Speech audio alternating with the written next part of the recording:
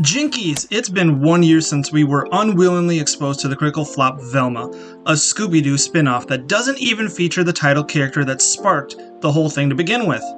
Now, I wanted to make this video to see what has happened since the release of Minnie Kaling's Velma show. What have been the effects since it's aired, and where things are now for the series? With the show's release far behind us and time to reflect on it, did it deserve all the hate and terrible scores and reviews? And what did it do to the overall Scooby Doo brand? Velma was first announced back on February 10th, 2021, and making a preview at New York Comic Con in 2022, which was met with a lot of criticism and skepticism, with many asking, why?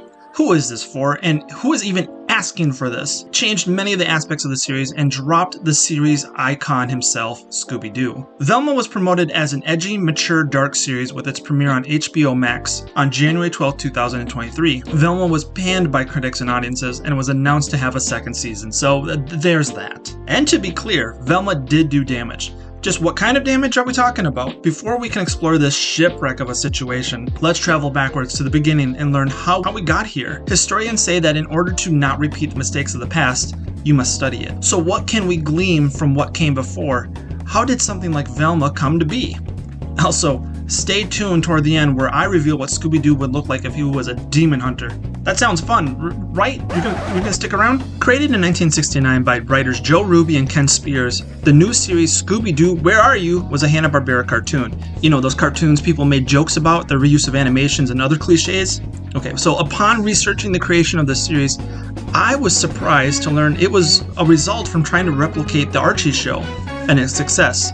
It was supposed to be titled The Mysteries 5, which would feature 5 teenagers and their bongo-playing dog. They would be part of a band that, when they weren't playing during the day, they were solving mysteries by night. Nice. But the initial pitch was rejected, but not for long. But after several more revisions and toning down on the scary factor, which had the studios kind of a little scared about the effects of it could have on children, and in fear it would be too much for a children's cartoon, they finally landed on what we'd come to know and love of the series, which just proves that sometimes you may be onto a good idea, but it just needs more fine-tuning, a little bit more finessing. The cartoon had a basic formula plot. The gang come across something that needs investigating, and through some wacky hijinks and scary bits, they discover that a ghoul, monster, zombie, vampire, whatever was actually some weird dude underneath, where they were trying to scare away people from something.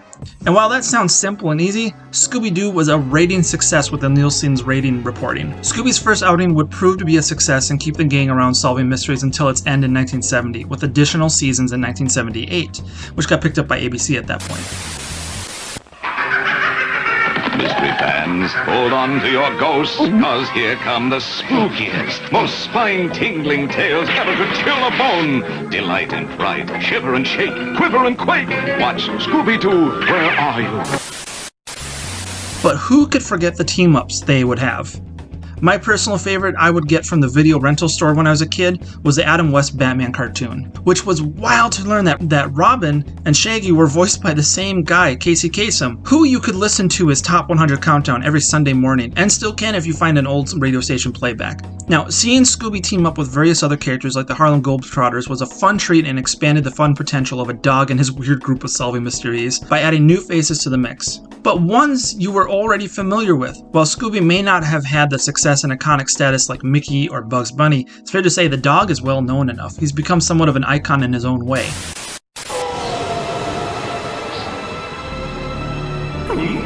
Now you can solve mysteries with Scooby. There's something scary going on here. Hold me, I'm scared. Now it's probably a great time to break down who these characters are and why they work so well for the show. Scooby and Shaggy are 2 peas in a pod, being our point of reference for when things get scary. With catchphrases like zoinks and ruh-roh, these two were, your aloof, nonsensical, slapstick type of characters you weren't supposed to take very serious, with many labeling them as stoner archetypes for many various reasons. But while they provided the comedy and hilarity, you have your more rounded characters such as Fred, Daphne, and Velma, who bring the group together, with Fred being the leader who would always pair up with Velma, which would lead to a slew of jokes many years later, and Velma being the typical bookworm who seemed to just play the part of smart person on the team while Fred and Daphne filled jock popular kid status. Much of their characterization reminds me of Gilligan's Island, and how each character served a specific role, and you knew how in each episode they would react to things. To me, when you have strong character personality types, it makes for a better written story because get to know them and how they will react to something. Much like Gilligan's Island, you had the buffoon, the smart people, girl who only cared about her looks, and the professor, aka smart person. But what happens when you only focus on the archetypes of these characters and remove all the humanity?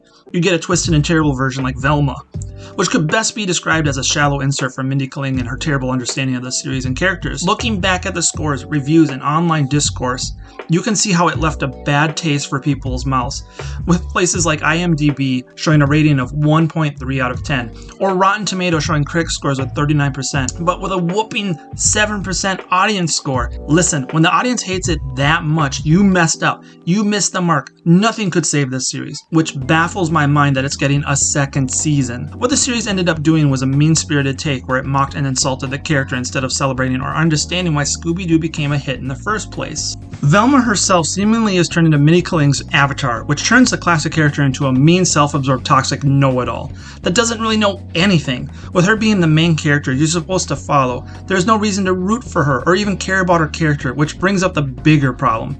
It's hard not to think that anyone involved in creating this spin-off also hated anything to do with Scooby Doo. Each moment drips with it. Velma seems to go out of its way to mock the property and what established it. Scooby Doo worked well with a dash of goofy hijinks and self-aware cringe that almost poked fun at itself for its absurdness. But it was done in a light-hearted manner. And this might be my biggest gripe with Velma. It leans heavy into cynicism and cruelty and tosses out all the heart the original had so it can poke fun and mock what it was. But that is also not to say I'm against more mature approaches that take series with a light-hearted approach in a serious way. I could easily see Scooby-Doo being done right with a serious tone like Christopher Nolan's Batman Begins, grounding the characters but still keeping some hyper-realistic elements. All we have been seeing lately is creators and studios going for more edgy cash grab versions that paint these characters in dark, menacing, negative ways. Which is a stupid trope I've grown tired of seeing, taking lighthearted characters and properties and giving them a darker and negative tone, turning the characters almost evil, like we saw some try to do with newly entered public domain characters like Winnie the Pooh and Mickey Mouse. But not just creators, but WB itself seems to like that they are purposely harming the brand. I can't begin to understand or describe how confused I am that it greenlit a second season, but a finished movie that was ready to go out got canned so it could be written off as a tax write-off. WB has made a baffling amount of crazy and difficult to understand decisions from axing several already finished films like Batgirl and slashing animation departments, but that is a whole other discussion to be had.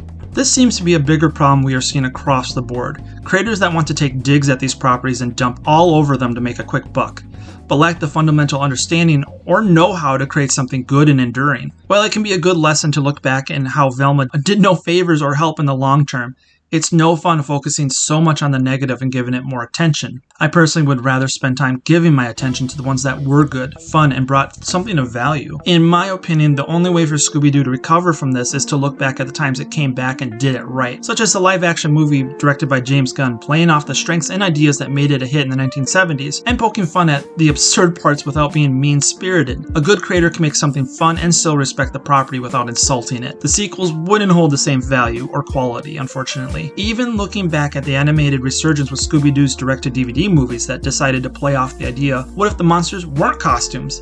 It provided a breath of fresh air and added something new, forcing the characters to deal with the supernatural, putting them to even more wild adventures, and gave way more fun adaptations and cartoons that were a joy to watch. That's Norville Rogers. It's Shaggy!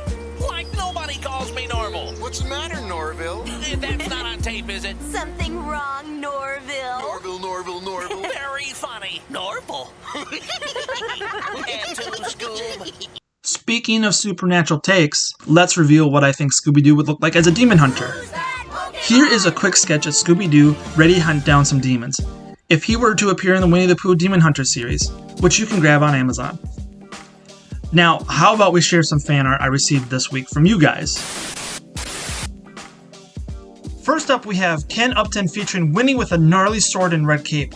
Then we have Warren Brown showing off Winnie the Pooh with Christopher and Red Riding Hood Evelyn. And here's Peyton with a angry and charging at you Winnie the Pooh. Just look at those teeth! But Galadenda Comics reminds us Winnie is still a cute teddy bear. And lastly, Ichthys 5 showing off Winnie's muscly arms, and a roaring chainsaw. Thanks for these great pieces, everyone. If you would like to get your fan art showcased at the end of a video, send your art or tag me so it can get featured. Thank you once again for taking the time to watch another video, and share your thoughts in the comments.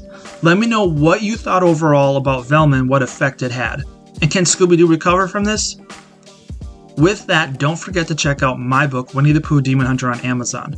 From the manga-style omnibus that almost clocks in at 200 pages, or the special prestige color editions, which you can all find on Amazon.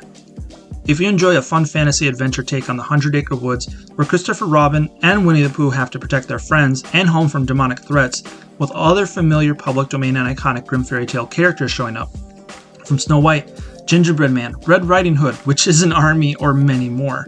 You'll have to check out this series to see who else pops up and how it all comes together story-wise. Again, thank you for taking the time to watch these videos and support the channel by grabbing a book or joining Patreon. And thanks to the members listed here. Okay, until next time, Rut-row and zoinks you later. Want to see Winnie the Pooh fight demons with a chainsaw? Follow along in this reimagining of the 100-Acre Woods, where Christopher Robin and Winnie the Pooh protect their friends from demonic threats. Grab the first adventure on Amazon today.